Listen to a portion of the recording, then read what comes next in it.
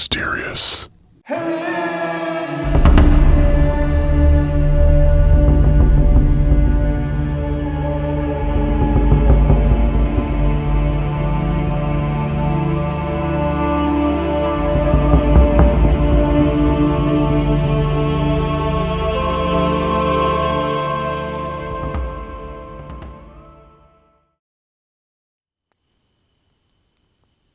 Welcome back, everybody.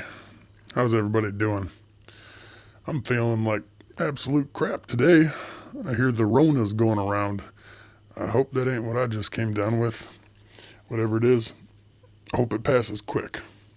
Anyway, shall we jump into a Bigfoot encounter?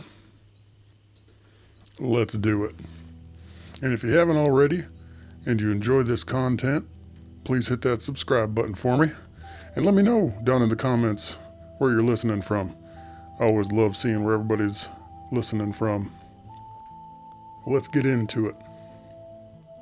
Today's Bigfoot encounter comes to us from a guy named Buster. Here's what he has to say. We've hiked a fair amount of what the state has to offer. That is, Oregon. As far as trails go, it was on September 1st of 2017 that my wife and I had decided on the Table Rock Trail, just outside Molalla, Oregon. It's our policy to never pick easy trails. This one was rated as moderate and was touted as being about 7 miles out and back. So we had picked it as our next victim. We were about 1.5 miles in on what I would say was an old logging road when we'd come up on a landslide of stone that had blocked the road entirely. My wife and I had made the decision to climb up and around the slide, planning to make our way back down the road through the timber. I should mention that the area of the slide was surrounded by some type of dense pines. We climbed up to the top of the slide and were making our way across the loose rock, with these trees being directly in front of us, when my wife said to me that she just saw something. I said to her, "What'd you see?" We both stopped walking. She said to me, "I don't know. It was something tall and reddish brown. It stepped behind a tree." Now these trees were solid. By that, I mean the boughs were so tightly packed together that they presented us with a visual wall. We stood our ground and our eyes were focused on the spot that my wife was pointing to. About a minute later, out from behind this tree steps a Bigfoot into the opening, and it was looking straight at us. I thought I was gonna shit my pants. My wife screamed and started to retreat.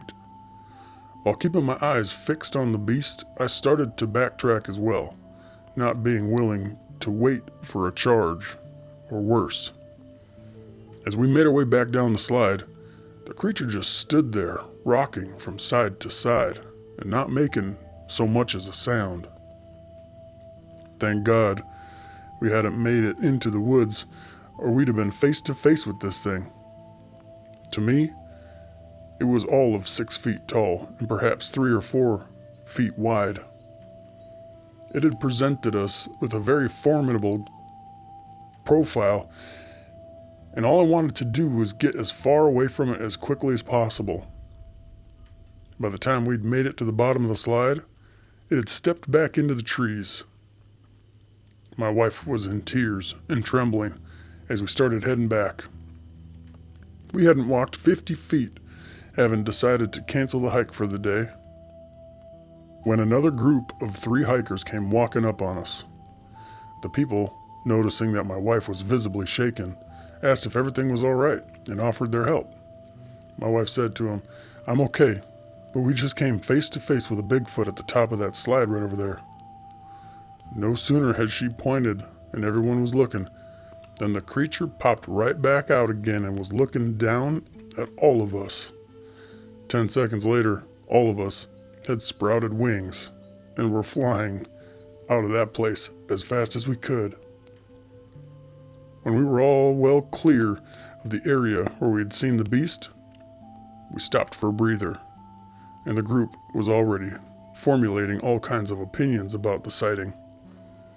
I'd said that the Bigfoot didn't exhibit any hostility towards us, in that it didn't growl or try to advance towards us in any way. The other thing was that it seemed as though it wanted to be seen, or have some kind of contact. It could have easily remained hidden, and yet, twice it came into full view, walking out from behind the cover of the pines.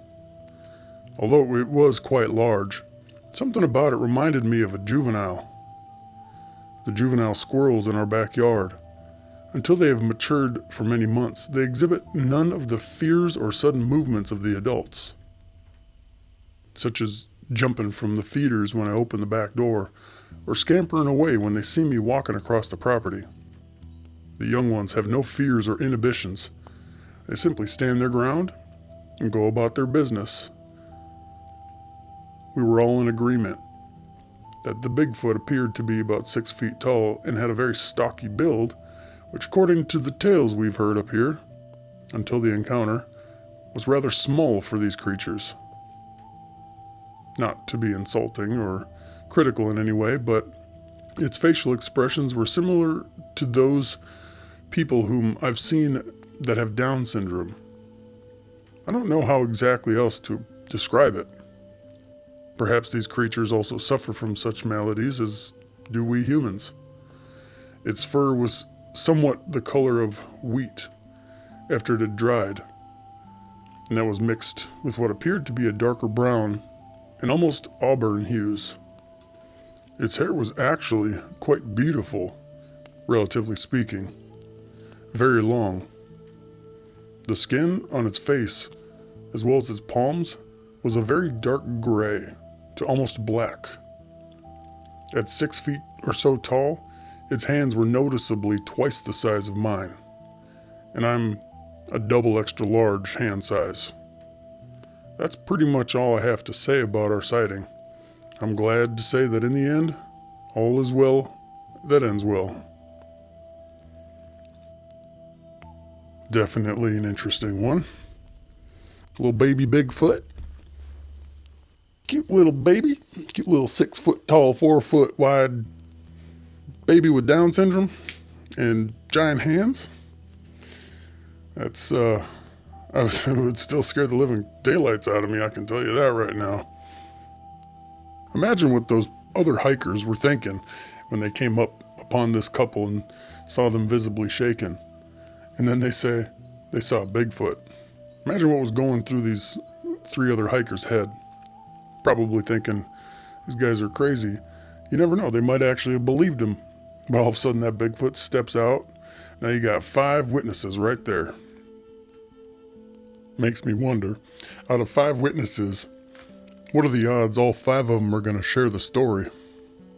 I'd think they'd be a little more likely to share it, being that they were there with other people, and they know they have somebody to confide in if anyone else calls them crazy.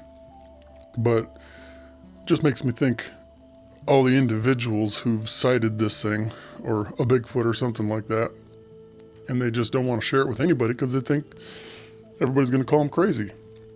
And they got nobody to talk to and nobody they know that has seen anything like that. Anyway, hope you enjoyed today's Bigfoot encounter.